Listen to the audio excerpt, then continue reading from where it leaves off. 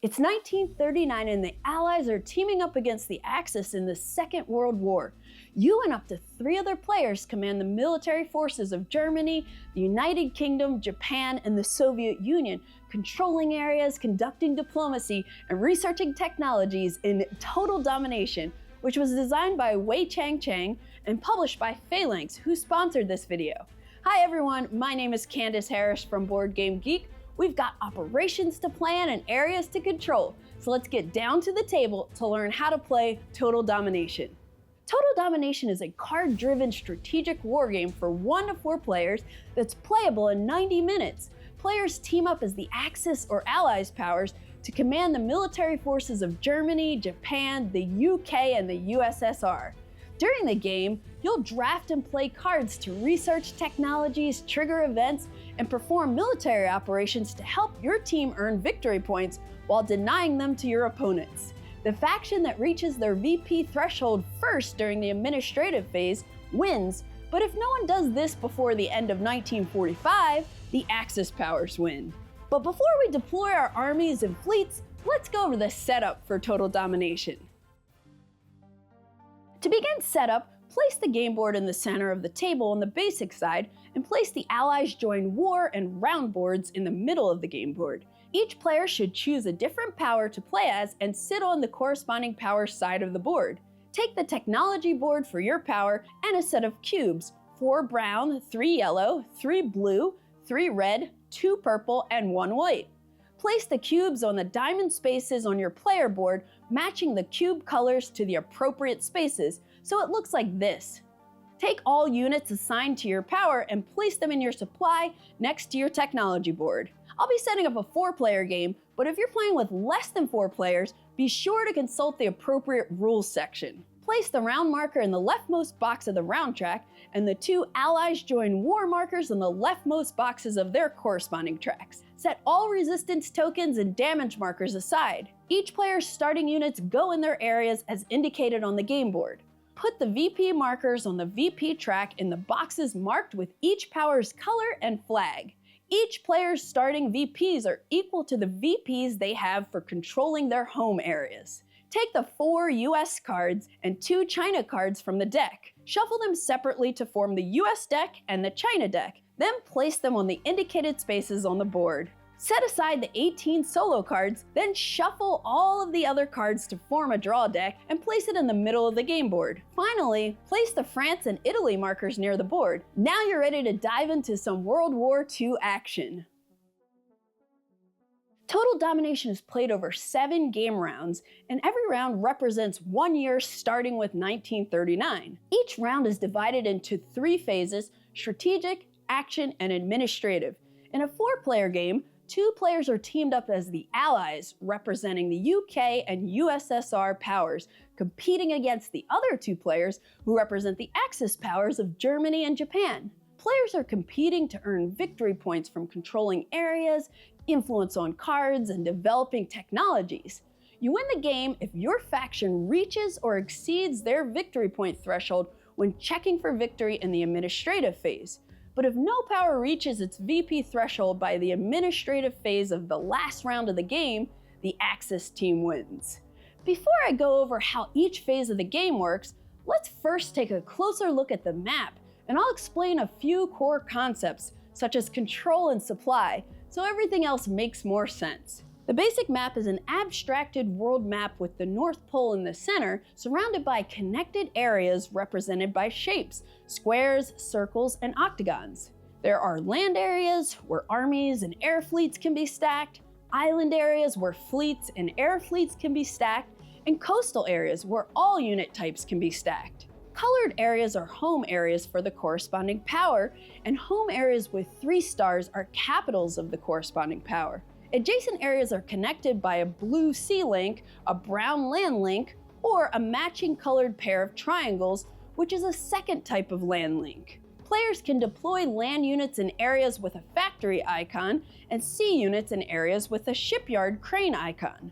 Around the board is a victory track with a designated threshold of victory points needed to win the game. As I mentioned, there are 2 factions in Total Domination: Allies with the UK and USSR powers versus Axis with Germany and Japan powers.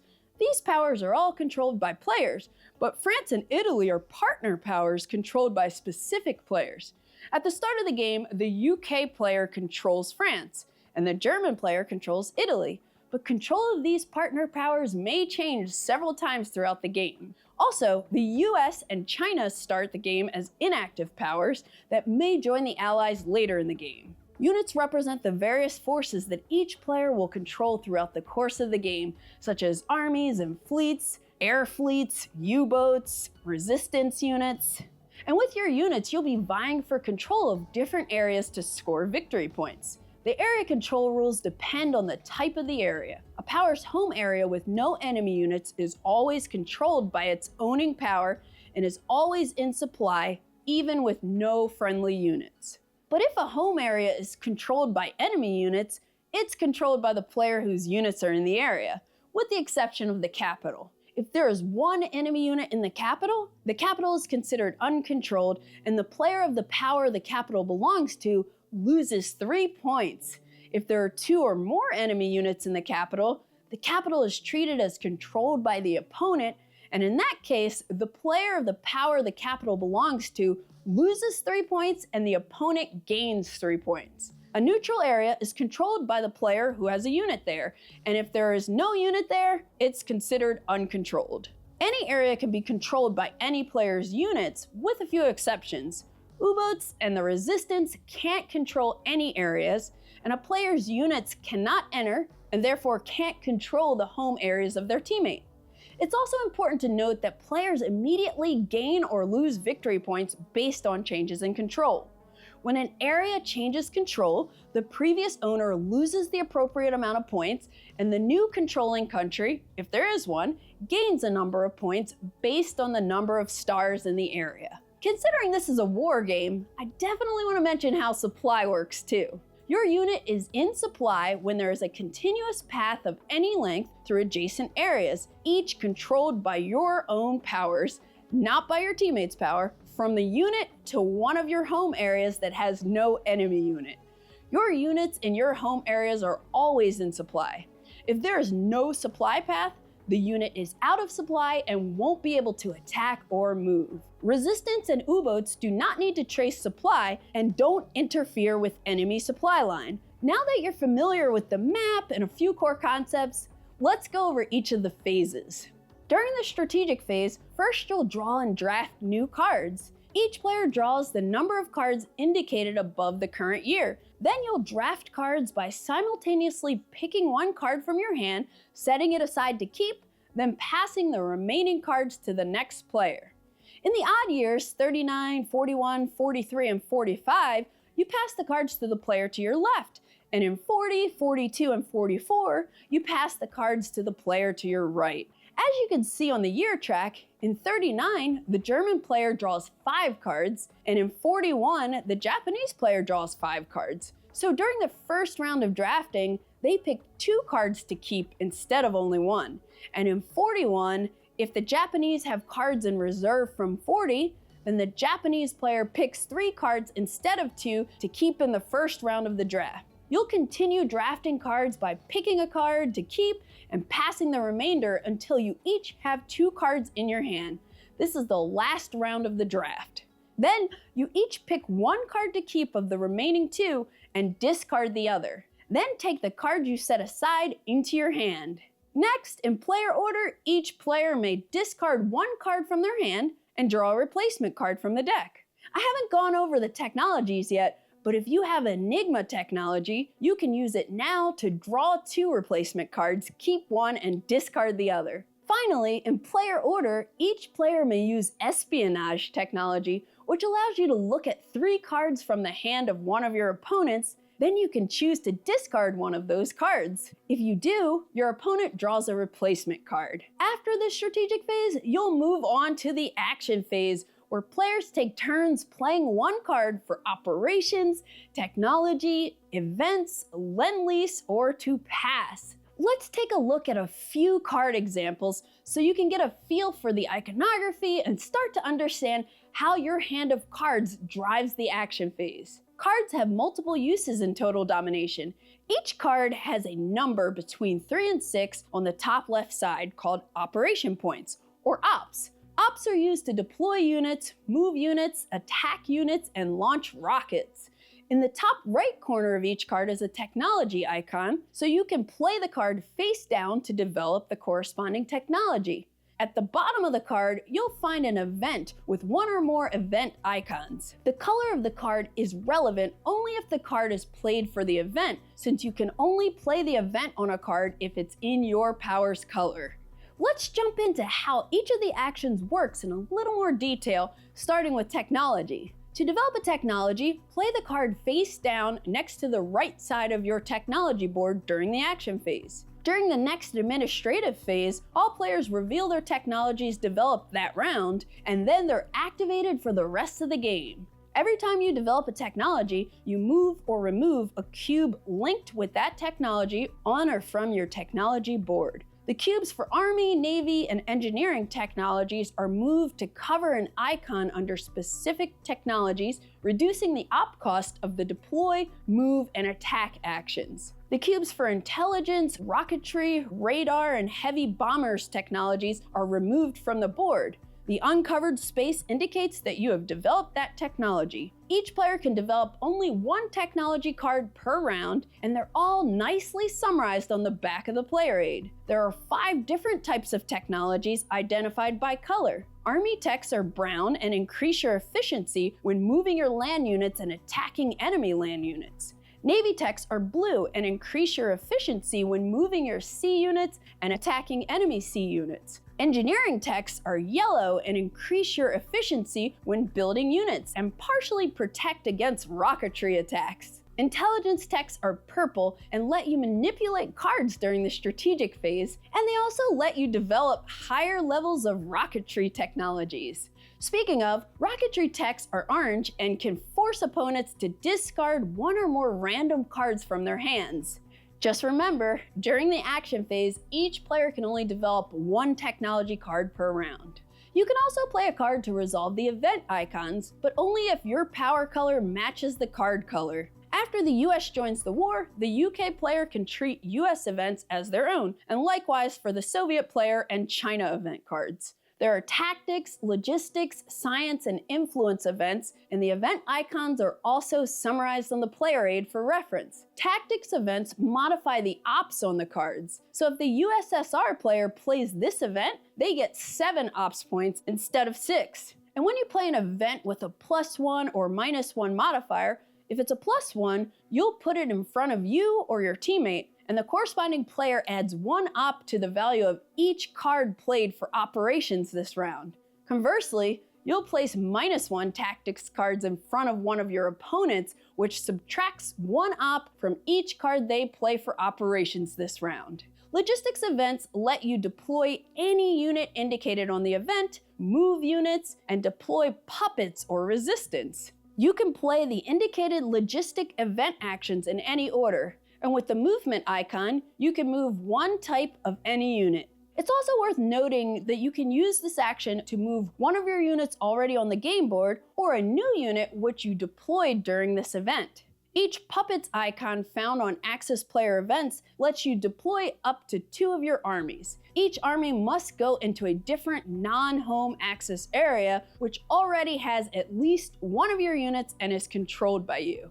Meanwhile, the resistance events let allied players place up to 3 resistance units in any combination of up to 3 areas. Resistance units are special types of units that can be placed only in a non-home Axis-controlled area. Each resistance unit reduces an area's victory point value by 1 to a minimum of 0. If there's no access unit in the area with resistance units, the units remain in the area. And if an allied unit is placed in an area with resistance, return all resistance units in that area to the supply. You can play science event cards with this icon to develop a technology. The usual technology rules apply, but you must choose a card from the discard pile instead of from your hand. You'll take all cards from the discard pile, secretly choose one of them, and place it face down as usual when playing a technology card. If the discard pile is empty, the science event cannot be played.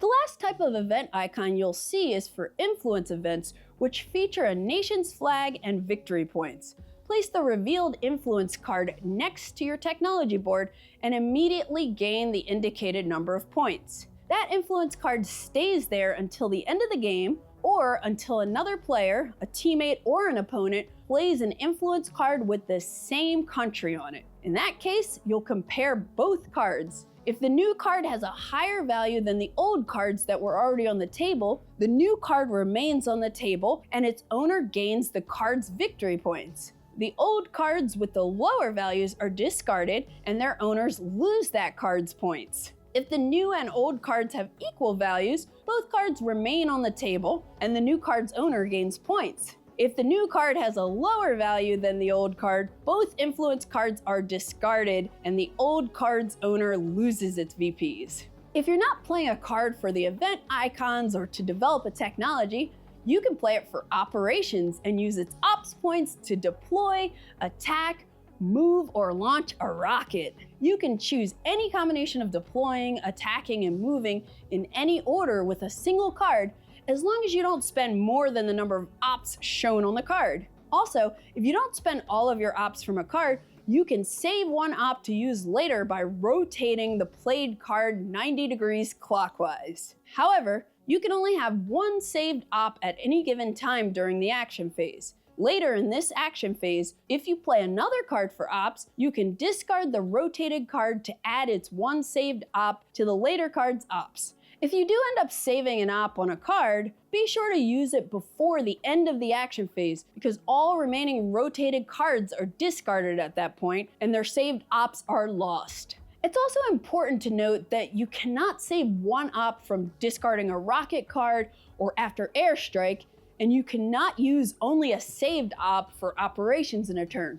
You must always play a card for ops. To deploy a unit, it costs 3 ops, 1 op for each of these ball-bearing icons. However, with engineering technologies, the cost to deploy a unit is reduced to 2 ops. Take one of your faction units from your pool and put it on a matching home area with a factory or shipyard without a damage marker or enemy unit, respecting stacking limits, which can be found on the back of the player aid. For example, 1-star and 2-star areas can have a maximum of 2 units, and capitals can have a maximum of 4 units. The unit type you're deploying must match the building icon on that area. This icon is for armies and air fleets, and this one is for fleets. If you can't or don't want to deploy a unit from your pool, you can always voluntarily destroy your own units on the board during your turn to deploy them elsewhere. The German player can also deploy U-boats in the Atlantic and Caribbean areas as indicated by this icon. Deploying one U-boat always costs 2 ops, and this can never be modified. When a player's air fleet bombards, or a player's units take control of an opponent's home area with deployment icons, place a damage marker in that area to show it cannot deploy units. To place a damage marker in an enemy capital, you need 2 units there. The marker will remain there until the first administrative phase when the area is no longer enemy occupied. To move, spend the indicated number of ops for every uncovered ball-bearing icon associated with the type of unit you're moving, then move one of your in-supply units through any number of adjacent in-supply areas you control into an in-supply area you control, or an unoccupied area adjacent to one of your in-supply areas. There are a few rules to keep in mind when it comes to moving your units. Units can move through either land or sea links to an in-supply controlled area and exceed stacking limits during movement, as long as the stacking limits are respected in their destination. Units can pass through any type of in-supply area on their way to their final destinations. The first unit to move in a given turn through a blue link into an unoccupied coastal area adjacent to an in-supply area must be a fleet, and likewise an army through a brown link. You can always move through, to, and from areas containing your partner nation units, France and Italy. You can move through, to, and from areas containing your additional power units, US and China, if that power is at war, but you can never do so if that power is not at war. You can never move through or to areas containing units of another power, including your teammate, and you can't move into your teammate's empty areas. There's one exception though. If an enemy-controlled area contains only enemy air fleets, you can move an army or fleet into that area, but not an air fleet. In this case, your unit stops and immediately destroys those enemy air fleets. U-boats don't need to be in supply to move. Simply spend 2 ops to move 1 U-boat between U-boat areas. And remember, Army and Navy technologies let you move units more efficiently. Now it's time to cover the slightly more aggressive actions. To attack, spend the indicated number of ops for every uncovered ball-bearing icon associated with the type of unit you're attacking to remove 1 enemy unit. The attack action can be performed multiple times during your turn and by the same unit, noting the target unit must be adjacent to one of your own in-supply units. It doesn't matter what kind of unit you have adjacent to the target unit, the ops cost depends only on the target type. However, you'll always spend 2 ops to remove 1 enemy U-boat or resistance unit, and to do this, you must have a unit in the same location as the target. Only an army can destroy a resistance unit, and only a fleet can destroy an U-boat. The cost to destroy U-boats and resistance cannot be modified. When it comes to air fleets, they can only be attacked if they are the last type of unit in an area. If you've developed any of the rocketry technologies, you can launch 1 rocket per round. You can choose to launch any one type of rocket you've developed. Depending on the type of rocket you launch, you'll discard 1 card and choose 1 opponent to discard cards. But keep in mind, you cannot save or use remaining ops from your discarded card when it's used to launch a rocket. Rotate your rocketry card 90 degrees to mark it as used. In the next strategic phase, you'll rotate it back and can use its power again next year. I'll also note the radar technology decreases the number of cards you must discard by 1 from a rocket launched at you. You can also perform an airstrike with an air fleet, but I'm not going to cover how that works since it's an advanced rule. Once you have the basics down, you can check out section 11 of the rulebook to learn more. To recap, you can play a card for its ops points to deploy units, move units, attack, or launch a rocket. And you can choose any combination of deploying, attacking, and moving in any order with a single card, as long as you don't spend more than the number of ops shown on the card. At the start of the game, the additional powers, the US and China, are inactive. The US will immediately join the UK, and China will immediately join the USSR if the corresponding Allies Join War marker reaches the last box on its Join War track. As soon as the US joins the UK, all US units are treated as UK player units, can be stacked in the same area, and make an area in supply, and US home areas are treated as UK home areas. However, US units cannot be deployed in the UK's home areas and vice versa. These same rules apply to the USSR and China. And when it comes to scoring victory points, the Allies immediately gain points for controlled US or Chinese areas when the US or China joins the war. There are 2 ways to advance an Allies Join War marker, either with the Lend-Lease special action or an Axis invasion. Each round, the UK player can discard exactly 1 card from their hand to advance the Allies Join War marker 1 box to the right. The UK player then draws 1 card from the US deck and puts it aside. The UK player gets this card in the next strategic phase at the start of the draft and adds it to the remaining cards drawn at the beginning of the draft, then chooses 2 cards from them to keep and gives the remaining cards to the next player, continuing the draft as normal. The UK player can look at this US card but can't take it or use it until the next draft. If the UK player does Lend-Lease, they cannot set aside any other card this round, and if the Allies Join War marker is in the last box for your power, you can no longer perform the Lend-Lease. The USSR player can similarly do Lend-Lease to advance their Allies Join War marker and draw a China card. You can also pass on your turn if you don't want to play any more cards this round, and you must pass when you have no cards left in your hand. If you pass with cards remaining in your hand, you may place 1 card face down into reserve for the next round, and then you must discard all other cards from your hand. The card in the reserve will be available to you at the beginning of the draft during the next strategic phase. Remember, if you're a UK or USSR player, If you did a lend-lease action this round, you cannot reserve a card when you pass. After all players have passed, move on to the administrative phase and follow each step noted on the player aid. First, check to see if either side wins the game. The VP track shows thresholds which the Allies and the Axis must reach or exceed to win the game. The Allied VPs are the sum of UK and USSR VPs, and the Axis VPs are the sum of German and Japanese VPs. If either side reaches or exceeds their victory point threshold, the game ends immediately and that side wins. If not, continue with the remaining steps in the administrative phase. If an Allied player controls Italy in the administrative phase, it becomes a collaborator of that Allied player. All Italian units are removed from the board and go to the occupier supply. From now on, that Allied player can build Italian units in Italy and treat them like their own units. Place an Allied control marker in Italy to show this. In a later administrative phase, if an Axis player takes control of Italy, then Italy reverts to German control and all Italian units go to the German player's supply. If a German unit takes control of Italy, it stays in the Italy area. However, if the control of Italy is taken by a Japanese unit, it has to be immediately relocated into the closest in-supply area controlled by Japan and cannot exceed the stacking limit of that area. It's not a move action, so the Japanese player does not pay any ops to do this. Control of Italy may change back and forth multiple times in this way. Next, remove damage markers on your home areas which are under your control. Then, powers may use their unused air fleets for strategic bombing if you're playing with the advanced rules.